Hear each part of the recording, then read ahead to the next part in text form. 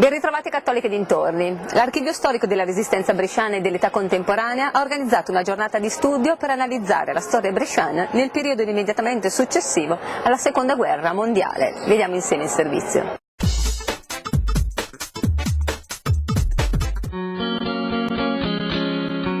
Professor Mario Taccolini, l'Università Cattolica ha organizzato un convegno intitolato Ricostruire sulle macerie. Da cosa nasce la necessità di parlare di questa tematica? Beh, anzitutto da una realistica, lucida constatazione di carattere scientifico, di carattere storiografico.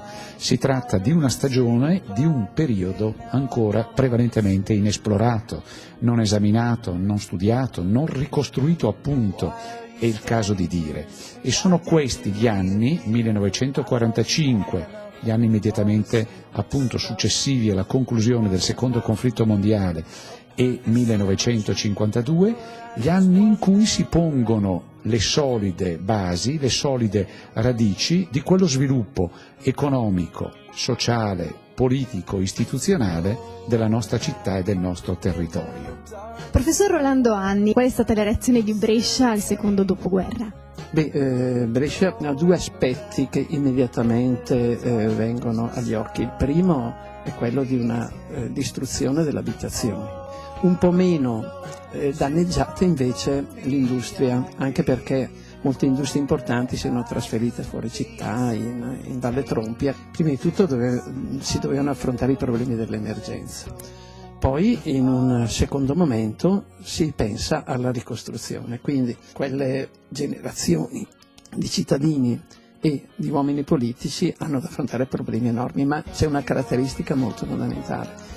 Ed è la grande speranza, la fiducia nel lavoro, nel cambiamento, perché è finita un'epoca durissima, inizia, nonostante le gravissime difficoltà, inizia un'epoca in cui si comincia a guardare al futuro in modo positivo, nonostante, lo ripeto, le difficoltà.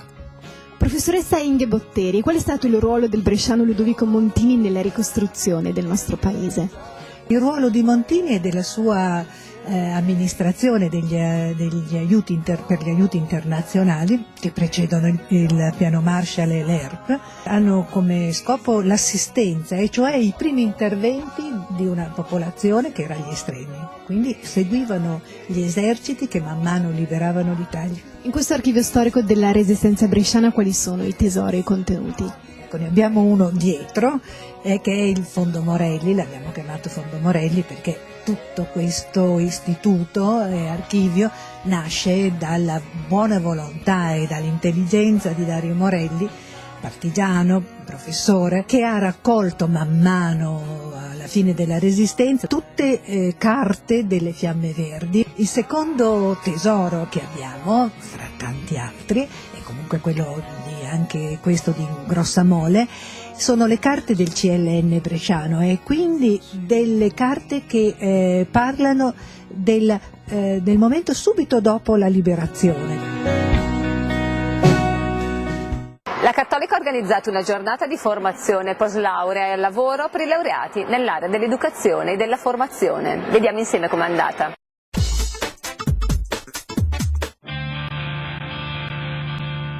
Professor Malavasi, ormai da anni che si organizza il Career Day qui in Cattolica, oggi di nuovo questo evento. Quali sono le novità rispetto agli anni passati?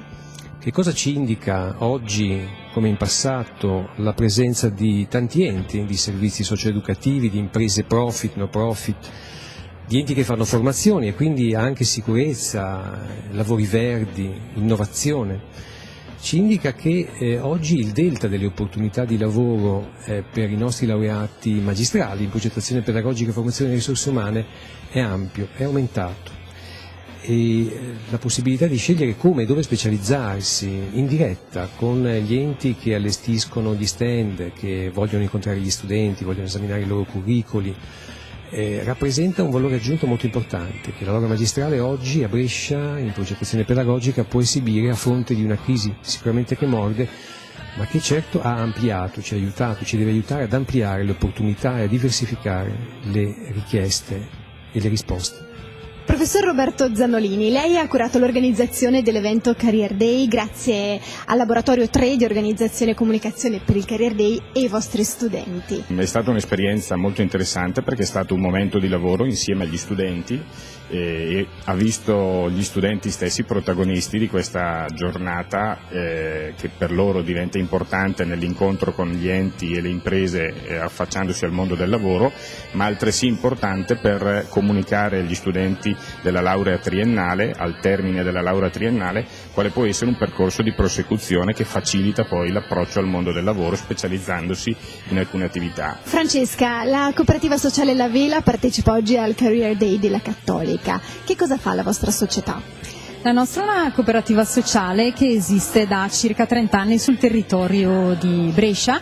Gestiamo e progettiamo servizi rivolti a minori, famiglie e anziani prevalentemente. Che tipo di caratteristiche cercate in un neolaureato che possa lavorare per la vostra società? A noi piace l'idea di avere giovani che abbiano voglia di fare pensiero, quindi progettare e pensare a quale tipo di risposta dare ai bisogni del territorio che sono in continuo cambiamento, in continua evoluzione. Matteo Martinelli e Laura 40, vi siete laureati in progettazione pedagogica e formazione delle risorse umane qui in Cattolica e adesso avete realizzato questa società che si chiama Improving.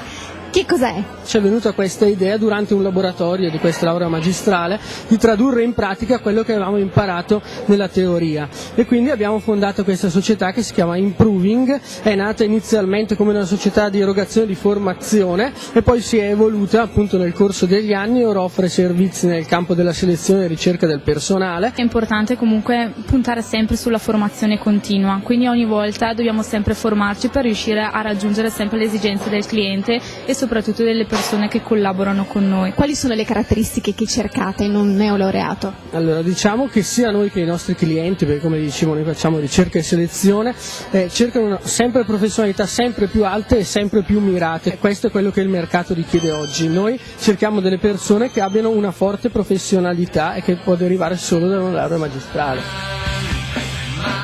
E ora spazio alla rubrica Libri in pillole con Silvia Mazzetti.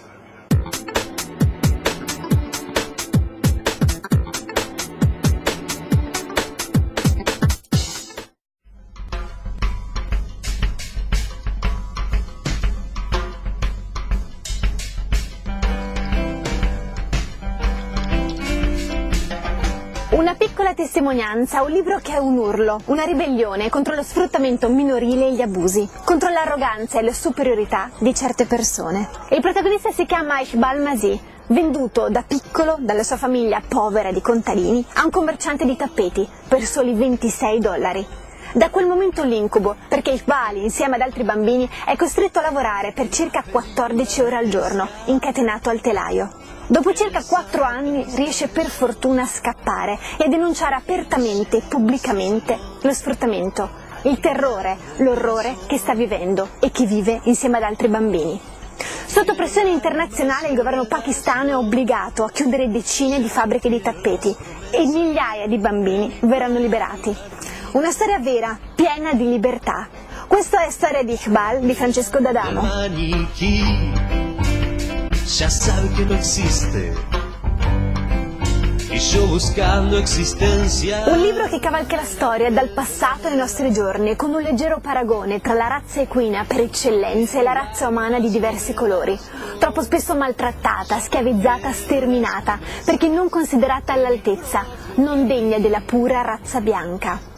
In questo libro lo scrittore olandese Frank Westerman ripercorre e racconta le grandi tragedie del Novecento attraverso 4 generazioni di cavalli lipizzani, i cavalli per eccellenza, la razza perfetta, simbolo del potere e della superiorità razziale, che ha ispirato e invogliato i razzisti a ricercare la razza perfetta. Questa è pura razza bianca di Frank Westerman. Italiana, araba e giapponese sono le nazionalità di 3 fratellini adottivi molto legati tra di loro. Cesare Aziz e Tsushima in questo libro raccontano 3 fiabe sul loro paese d'origine. Il tipo di scrittura è diverso tra nazione e nazione. E proprio per questo i 3 fratellini stanno cercando di inventare una scrittura tutta loro che possa accomunare ed esprimere il legame forte che li unisce. Questo è Il cerchio dei 3 fratelli di Roberto Denti.